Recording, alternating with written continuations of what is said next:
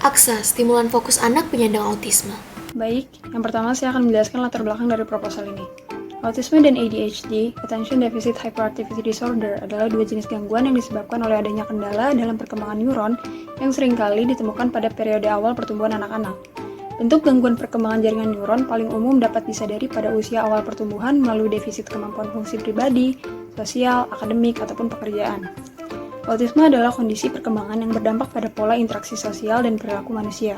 Maka dari itu, diperlukan penanganan yang tepat untuk menghindari dampak-dampak yang hadir bersamaan dengan berlangsungnya gangguan ASD dan ADHD agar anak tidak kesulitan untuk mengembangkan kemampuan sosial yang tentu saja penting ketika anak-anak tersebut tumbuh dewasa. Salah satu langkah yang dapat dilakukan adalah melalui art therapy. Art therapy atau terapi seni merupakan kegiatan yang berlandaskan pada proses-proses kreatif dalam menghasilkan karya seni. AKSA atau Asistensi Kreativitas Seni Anak adalah sebuah program yang bertujuan untuk menstimulasi fokus pada anak pengidap autisme. Data terbaru menunjukkan pengidap autisme di Indonesia berdasarkan data yang diterima dari World Health Organization di tahun 2018 adalah 1 dari 160 anak di seluruh dunia. Di tahun 2019 mencapai 141.102 siswa. Penyebab autisme pada anak pada saat ini belum diketahui secara pasti, namun berdasarkan penelitian yang telah dilakukan dapat disimpulkan bahwa penyebab autisme dikarenakan yang pertama karena kerusakan bagian lobus frontal pada otak yang tumbuh mengecil dibanding ukuran normal, yang kedua karena keracunan logam berat, dan yang ketiga karena obat-obatan dan zat reaktif lainnya. AKSA merupakan sebuah program yang dirancang dengan konsep taman bermain dan edukasi di dalamnya yang menawarkan segala kegiatan seni seperti menggambar, melukis, bernyanyi, menari, kerajinan tangan, bermain musik, menyusun puzzle, dan lain-lain. Setiap kegiatan yang dilakukan di AKSA akan didampingi oleh tenaga kerja profesional dan anak-anak juga berhak memilih kegiatan apa yang mereka sukai. Pada awalnya, terapi ini dibuat agar penyandang autisme merasa nyaman dalam pembelajaran. Tapi pada pelaksanaannya ternyata anak-anak merasakan hal yang sebaliknya. Karena ternyata terapi ini sama bebannya dengan terapi-terapi yang lain yang hanya mengedepankan terapeutiknya saja. Padahal harusnya terapi seni ini mengedepankan produktivitas seninya, yaitu kebebasan berekspresi. Sehingga anak-anak merasa senang dan tidak enggan untuk mengikuti kegiatan-kegiatan tersebut. Selain itu masih banyak terapis yang memang kurang kompeten. Oleh karena itu kondisi yang dapat diperbaiki adalah seorang anak penyandang autisme harus aktif terlibat dalam bermain untuk belajar. Mereka akan belajar melalui pengalaman menyenangkan yang melibatkan dirinya melakukan sesuatu yang ia minati.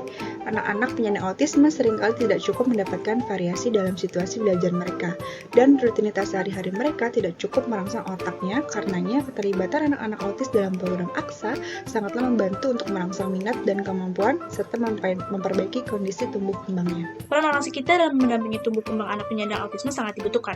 Program AKSA bisa menjadi stimulan fokus dan kreativitas serta menjadikan pilihan variasi bermain dan edukasi pada anak. Orang tua pun dirasa tidak perlu mengkhawatirkannya karena kegiatan AKSA dilaksanakan dengan menghadirkan pendamping profesional yang memahami kondisi anak yang menyandang autisme. Agar program ini dapat terrealisasi dengan baik, perlu adanya langkah-langkah strategis. Yang pertama, membuat konsep perencanaan kegiatan AKSA, mencari tenaga profesional yang ahli di bidangnya, menyepakati waktu, tempat, dan aturan kegiatan, mempersiapkan kelengkapan administrasi properti dan dari kegiatan, serta melakukan promosi kegiatan pada target yang dituju. Langkah kedua, mengadakan pelatihan untuk terapis dan membentuk kepanitiaan. Yang ketiga, menyampaikan hal-hal umum mengenai teknis kegiatan, membiarkan anak mengeksplorasi kreativitasnya, menciptakan atmosfer kegiatan yang aman, nyaman, dan menyenangkan, mengadakan evaluasi kegiatan, melihat apa yang menjadi kendala, kekurangan, dan bagaimana cara mengatasinya. Adapun langkah-langkah strategis yang akan dilakukan agar program ini dapat terrealisasikan dengan baik, seperti yang pertama dengan membuat konsep perencanaan kegiatan, yang kedua mencari tenaga kerja profesional yang ahli di bidangnya, yang ketiga menyepakati waktu, tempat, dan aturan kegiatan, yang keempat mempersiapkan kelengkapan administrasi, properti, dan dana kegiatan, kelima mengadakan pelatihan untuk terapis dan membentuk panitiaan. Yang keenam, dalam kegiatan perkembangan kreativitas seni, anak diberikan kartu perkembangan untuk lebih mudah dalam mengetahui kemampuan dan pengembangan kreativitas seni anak sejak awal dan bertahap. Lalu selanjutnya, dalam upaya menstimulan fokus anak penyandang autisme, peran pendidik yaitu orang tua dan guru sangatlah penting. Lalu yang terakhir, menyampaikan hal-hal umum mengenai teknis kegiatan, membiarkan anak mengeksplorasi kreativitasnya, menciptakan atmosfer kegiatan yang aman, nyaman, dan menyenangkan, mengadakan evaluasi kegiatan, melihat apa saja yang menjadi kendala, kekurangan, dan bagaimana cara mengatasinya. Adapun tahapan dari pelaksanaan program ini dapat dijabarkan sebagai berikut. Yang pertama, koordinasi pelaksanaan kegiatan kepada kepala organisasi atau pemerintah setempat guna menginformasikan kegiatan yang sedang berlangsung. Yang kedua, pelaksanaan sosialisasi atau penyuluhan mendasar oleh narasumber. Yang ketiga, pelatihan utama dengan metode aksa dengan sistem pembagian kelompok berdasarkan minat seni masing-masing individu. Kelompok tersebut terbagi menjadi 3 cabang seni yang kemudian akan dibagi kembali menjadi 2 atau 3 subkelompok yang lebih kecil.